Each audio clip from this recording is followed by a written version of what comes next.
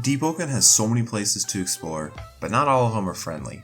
From the Temple of the Blades to the Duke's Manor, these areas are fraught with danger but often contain great rewards. This guide will go over one of the most expansive and unique areas that Deepwoken has to offer, that being Lair 2. It will be split into two parts, with this video covering Floor 1. Keeping that in mind, let us discuss the first part of this guide, which is actually how you're going to get to Lair 2. There are three main methods of entry into Lair 2, and they are jumping into the void, castle light, and chariot spire. Each method is used for various reasons, and we're briefly going to go over the potential uses for each one. The most common form of entry, and the one that we'll be using for this guide, is castle light. Claris, the NPC within, will talk to you once you're power 15 or above, asking if you'd like to go into the second lair.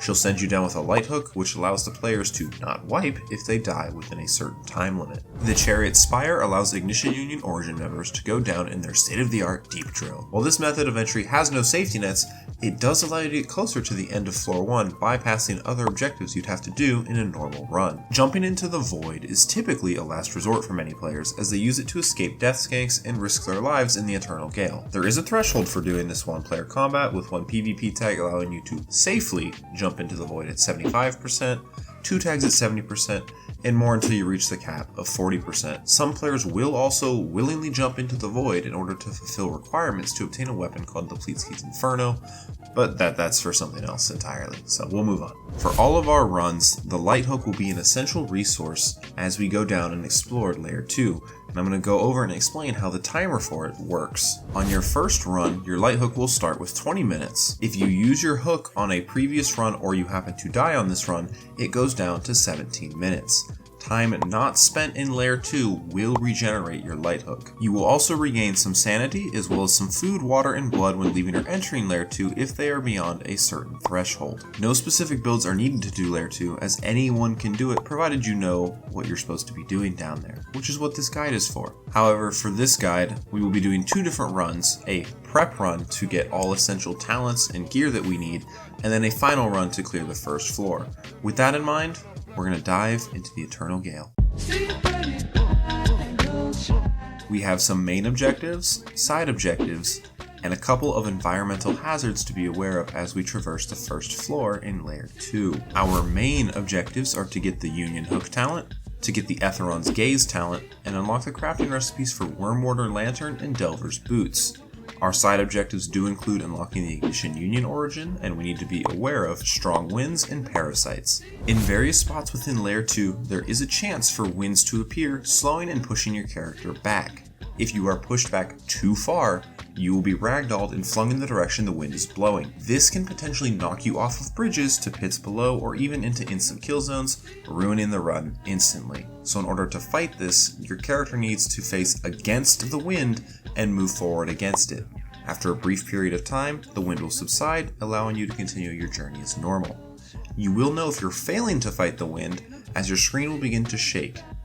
You will need to act fast as you have little time to stop the wind from blowing you away. However, you can negate this environmental hazard with the equipment Delver's Boots, which saves you in case you fail to save yourself from the wind. Parasites are the second major environmental hazard to be aware of in the first floor of Lair 2. As you progress and explore the first floor, you will notice snow begin to form on your character over time. These are known as parasites that will continue to grow as you stay out in the cold for long periods of time. Eventually, these clumps will grow and you will hear noises of the parasites starting to grow inside your character. Once this has happened enough times, they burst out and kill you, ending your time in the first floor of Lair 2. Luckily, we have two ways we can avoid this. Various lanterns can be found around the map in certain safe zones, or mini outposts for factions that will cleanse all parasites on you when you interact with them. Using a lantern in this fashion for the first time unlocks the recipe for Wormwarder's Lantern, which can be useful on our future runs. Be careful though, as these environmental lanterns have limited uses, so you can't just spam them. The Wormwarder Lantern is also a tool you can use to negate the parasite hazard,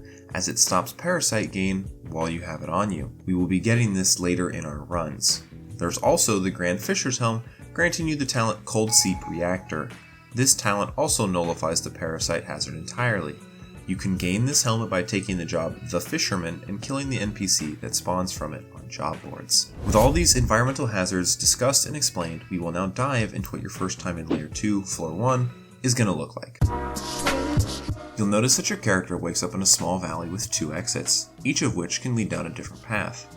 In our case, we're going to be taking the one that opens up behind where your character typically spawns for the orientation and go up the side of a cliff.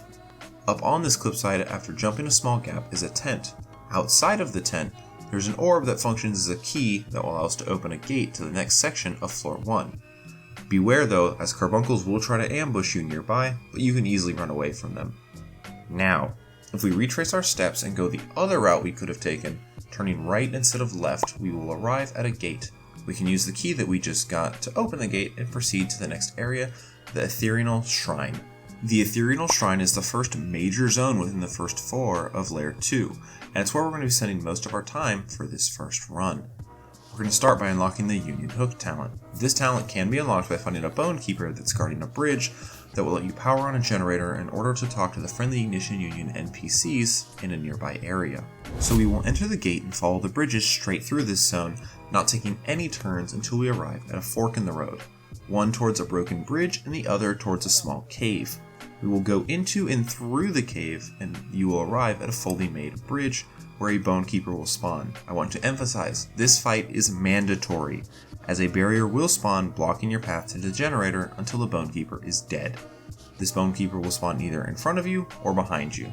So we'll briefly go over the Bone Keeper and the moves he has at his disposal so you can properly defeat him. The Bone Keeper will typically do a multi-hit drill attack at close range attempting to deal damage. Simply hit your parry key a couple of times and you'll be fine. He will sometimes leap afterwards, which cannot be parried normally. To avoid this attack, simply dodge towards where he was standing before he leapt over you. You're basically swapping places with him. The Bone Keeper also can attempt to grab you, dealing massive damage. This move is essentially unblockable unless you have a ridiculous amount of posture and it can't be parried normally. Simply dodge cancel backwards or to the side before he can fully grab you and you'll be a-okay. If you are too far away, however, the Bone Keeper will send out a wave of bones which will fling you into the air and deal damage if you're hit by it. In order to properly defend yourself against this attack, simply jump like Mario. Jump in the air or air dash above in order to avoid it. It cannot be parried. The Bone Keeper can also throw brachial spears that he can materialize out of thin air at long range.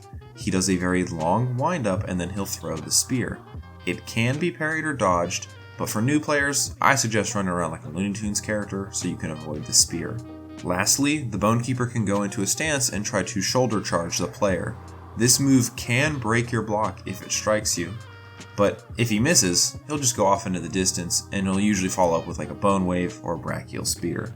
If you parry this attack, however, he will be stopped short of his full charge and typically resort to close range moves. After defeating the Bone Keeper, the path ahead will clear and you can begin the short ascent to the generator. Interacting with the generator will turn it on and you can now begin to head towards the Frontier Furnace. This is home to the only group of Ignition Union members on the floor, as well as where we will find Safe Respite and the Union Hook talent. So retracing our steps, we will jump off the side of an intersection that we passed earlier, then follow the edge of the cliffside until we find an open door that leads into the Frontier Furnace. Heading inside, we can complete a couple of our objectives. An NPC sits next to a lantern which you should go and interact with. These lanterns will cleanse you of any parasites you've gotten on your way here, but they have limited uses, so don't spam it. This will also unlock the crafting recipe for the Worm Mortar Lantern. Lastly, going into a small room and talking to Alpha will get us the Union Hook talent, which we'll need to get to the next important objective of our prep run, getting Etheron's Gaze. You'll also get the recipe for Delver's Boots, but make sure to talk to Alpha about Epsy, who will be important for one of our side objectives. We'll now begin to head to our next objective area, which is Furfire Village. Heading to Furfire Village is relatively straightforward. Heading outside and above the Frontier Furnace, we will encounter a small courtyard with a Union Hook that we can now use. A banner will spawn nearby, but we're going to ignore it as we ascend the hook and follow the natural road to Furfire Village. There, you can speak to a Kiersguard at the edge of the village, which will inform you of a man named Chaser who has taken over their local cathedral. He will mention, however, that he cannot help you as you need to speak to his leader to get any form of assistance. Heading over and talking to the Kiersguard village leader will inform you that they will be happy to assist you if you can do a favor for them, which is retrieving the Spear of Nocti in the Furfire caverns below. He sends you on your way, instructing you to talk to his gate guard to open the gate towards the caverns. Heading through the now open gate and doing a little bit of parkour off the side of the cliff, you can safely land at the cave's entrance. You will see a small NPC, which happens to be Epsy, a key to our side objective. Upon speaking with him, he is barely alive. If you want to save him, you must select the option that says Apply Heat to him. This will unlock the Ignition Union origin as well as get you some Ignition Union rep. The other dialogue option does kill him, so be very sure that you select the right option. After doing this, multiple bounders typically spawn behind you, so we're going to run into the cave systems to go grab the Spear of Nocti. As we head into the cave, you'll need to be aware that hostile mobs and falling rocks are very common within this cave system, so be aware when you start hearing shaking sounds as rocks will fall, and keep your eyes open for mobs. Starting from the mouth of the cave, you'll follow the main path until you see a sunken-in floor. Once you see this sunken-in floor, briefly stand on it and then hop back off of it. This will cause the floor to collapse, allowing us to jump down. You're going to follow the path out of the pit, and then take an immediate left, then an immediate right. You'll see a pit with platforms on top of it. These are parasite pits, which will rapidly speed up the development of parasites that are on your character. Go across the pit and follow the blue cubes, which will lead to a set of stairs. At the bottom of these stairs is the Spear of Nocti. Be warned, however, that carbuncles will spawn and try to ambush you. After killing them, we'll now make our way out of the cave system to a new exit. Follow the route on screen to get the simplest route out of Furfire Caverns.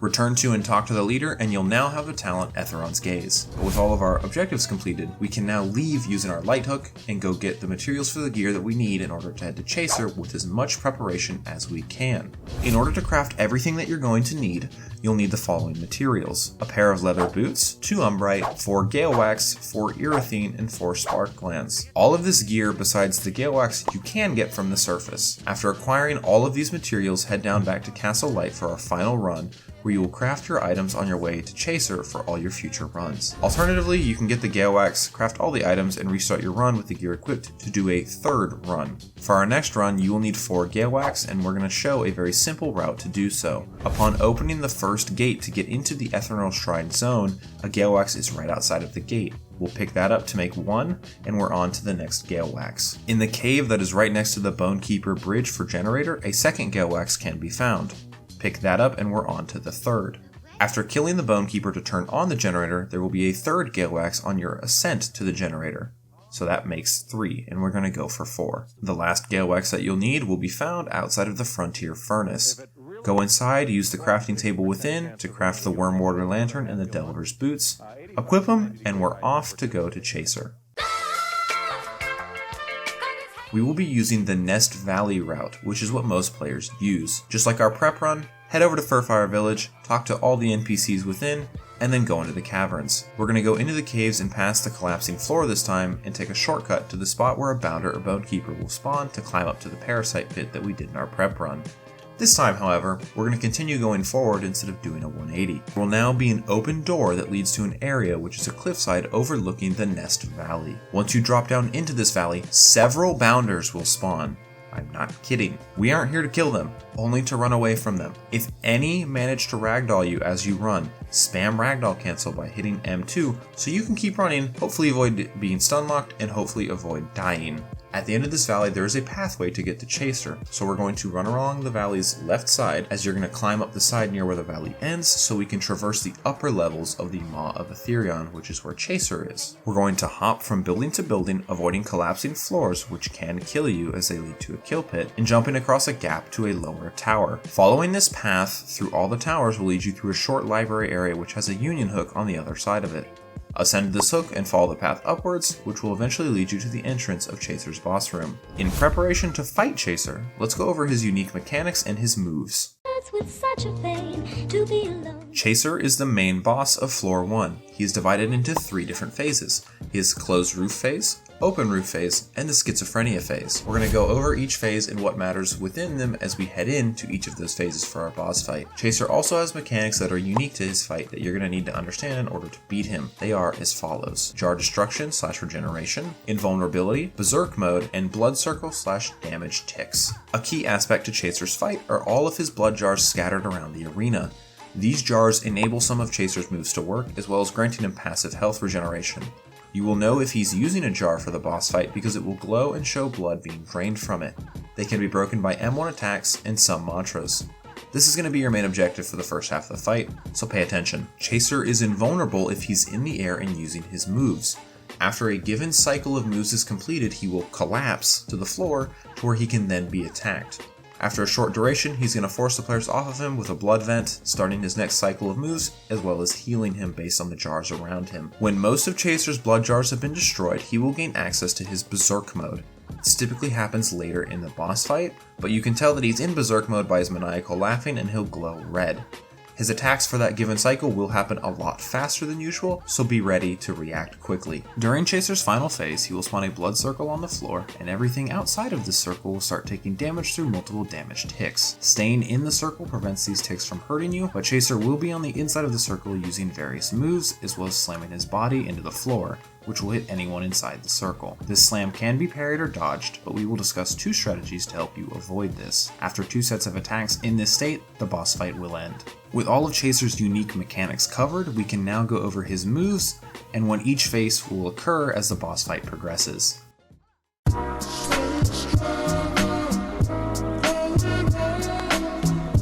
Chaser sends out 3 crimson waves from the center of his arena, damaging and stunning anyone who gets hit by them. Getting hit by any of these will confirm the rest of the waves. To dodge them, simply jump above them. This move can be cancelled midway if all of Chaser's blood jars are destroyed in the current cycle. Chaser can also send out 3 bloody projectiles to attack the player. These can be parried or blocked. Just simply imagine you're defending against Primadon stomps and you will be fine. Chaser will send out 1 big bloody tendril with a sound cue that attempts to grab the player. On a successful grab, the player is pulled towards the arena, takes damage, and is briefly dazed. This move can be blocked, but it will still grab you. It does high posture, so it can guard break you as well. To entirely avoid this move, you must dodge it before it grabs you. Chaser will spawn a circle below you that summons a fiery pillar that will attempt to hurt you. This can be blocked, parried, or dodged, but if you are hit, you're set on fire and ragdolled for a short duration. During Chaser's closed roof phase only, he can cause rocks to fall from the ceiling, ragdolling and dealing massive damage to anyone who is hit by them. Simply hold block while facing a black banner on the side of a pillar and head to the edge of the arena where you should be able to avoid this attack in its entirety. A good thing to learn is that Chaser typically uses an attack that you'll want to block or parry, and then an attack that you have to dodge. So one example is his triple blood tendril attack into his grab. You want to block or parry the tendrils and then dodge the grab. So for now, let's dive into what a typical boss fight with Chaser is going to look like, and some strategies overall that you should know and use. As Chaser's fight begins, you're going to spend each cycle trying to destroy all of the jars he currently has in use while avoiding all of his attacks to the best of your ability. After breaking all of his jars, defend against his moves until he becomes vulnerable to attack. You're going to repeat this until his second phase. Once Chaser reaches 80 health after doing his healing, the roof will collapse, causing a ton of rocks to fall and deal damage, as well as changing the overall landscape of his arena. Chaser can no longer use his rock move, but assuming you've destroyed most of his jars, he's going to gain access to his berserk mode. Keep repeating the same process from phase 1, destroying jars and defending against his attacks until we reach the final phase of Chaser's fight. Once Chaser runs out of health, he will begin his schizophrenia phase. In order to deal with this, we have a couple of options. You can stay outside of the circle and spam dodge, go into the circle and attempt to parry or dodge his slams, or sit on the very edge of the circle to avoid his slams and kind of hop in and out of the circle. For our first strategy, which is staying outside of the circle and spamming dodge, once you learn the timing, you can stay out there and spam your dodge cancels, as this is going to mitigate the amount of damage that you take from his damage ticks. But he does have his last 2 cycles to go through before the boss fight ends, so you do need to be careful that he doesn't combo you before then. These damage ticks cannot be parried or blocked. so don't try it. You'll be guard broken, and he can probably just combo you off of that. This strategy is not viable if you're super low health, as you may die before the fight ends if you get hit by any of his moves or the damage ticks. Talents like Ghost are really good for this, as you can stay in the invisibility/invulnerability state from Ghost and avoid even more damage ticks. Some bells that are helpful for first-time players are Run It Back or Portals, as they're going to give you a decent time frame to be functionally immune from Chaser's last phase. Alternatively, you can attempt to stand inside the circle and parry any moves that Chaser sends at you, as well as his body slams. He's going to slam it repeatedly when he does his moves, and if it hits, you're going to be flung out of the circle and left vulnerable to his damage ticks and further moves from a given cycle. But with Chaser's last feeble moves, he collapses into the floor below, leading to a deeper part of the second layer. You can choose to go deeper, or you can take the light hook that Claris has offered you and escape back to Castle Light. But hey, congratulations, you've beaten the first part of Lair 2, Floor 1. Many good pieces of loot await you, and even more can be found the deeper you go. This guide I made as a revamp to one of my previous Lair 2 guides. I don't like how it turned out, the information felt a bit dated, and I didn't like some aspects of it, so I wanted to do better. Thank you to all that are sticking around and joining the community, all of those that have watched, and if you want more in-depth guides like this, please like and subscribe, it does mean the world. So, I'll see you guys later.